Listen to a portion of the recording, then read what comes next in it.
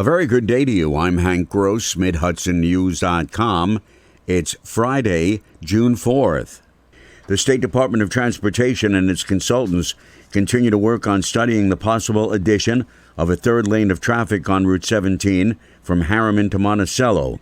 The agencies held an online workshop last evening to discuss the status of their work and project options. Despite the continued analysis of site traffic and environmental data collected in 2018, no decision has been made, noted DOT engineer Bill Gordon. We haven't identified what the limit of the third lane would be. Part of the evaluation in determining that limit is meetings like tonight and the traffic analysis and input from the public. So that is part of the outcome of this whole study process, is to looking at logical projects to progress as to move forward. So far, the study's considered widening the highway just from Harriman to the town of Wallkill and the entire 45-mile stretch. The Harriman interchange with Route 6 and the town of Wallkill interchange with Route 211 have been identified as the two most congested areas. Moody's Investor Service has rated the city of Beacon's credit profile as AA2 for the sixth consecutive year.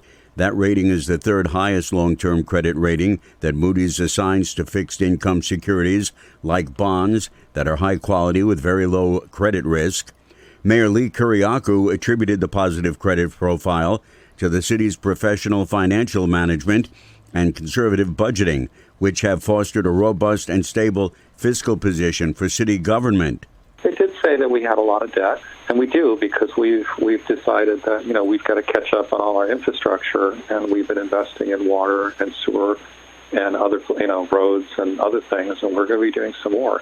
But, given low rate and given that we're pretty cautious about what we spend on, I think that's why they thought to give us that same rating again. The high bond rating saves city taxpayers a significant amount of money over the lifespan of the city's issued debt, because the higher the bond rating, the lower the financing costs.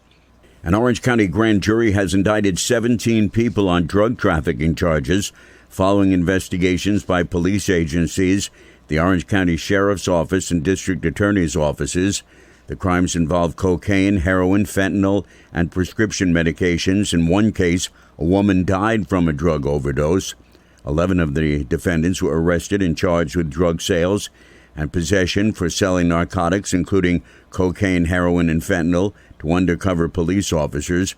They were all released without bail as a result of the recent bail reform statutes.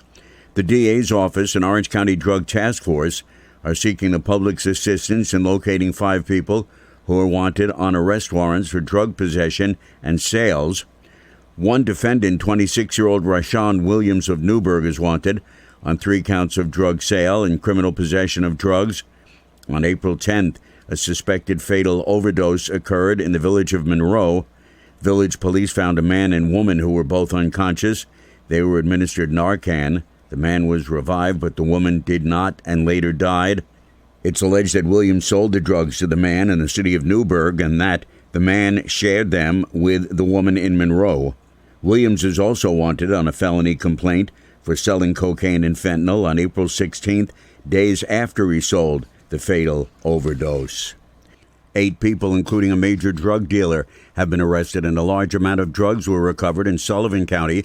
Undersheriff Eric Chaboti says the kingpin was the last to be arrested, says the undersheriff. The main target is a gentleman by the name of Carlos Colon, who was out on bail and still dealing opiates. He's a purveyor of death, as far as I'm concerned, and he is now in jail with no bail. He still has pending charges that he was out on bail for, and these new charges. Armed with search warrants prepared by the district attorney's office, deputies raided drug houses in Jeffersonville and White Sulphur Springs and other evidence in Colchester. Legislation to create a task force to study the challenges facing emergency medical services providers in rural areas of the state was given final approval by the legislature and is now headed to the governor's desk. It was sponsored in the Senate by Michelle Hinchy of Saugerties. The 2021 Ulster County Fair will be returning this summer from Tuesday, August 3rd through Sunday, August 8th at the Ulster County Fairgrounds in New Paltz. County Executive Patrick Ryan announced also that the Ulster County Pool Complex at the same location will open starting July 4th weekend and remain open until Labor Day, September 7th.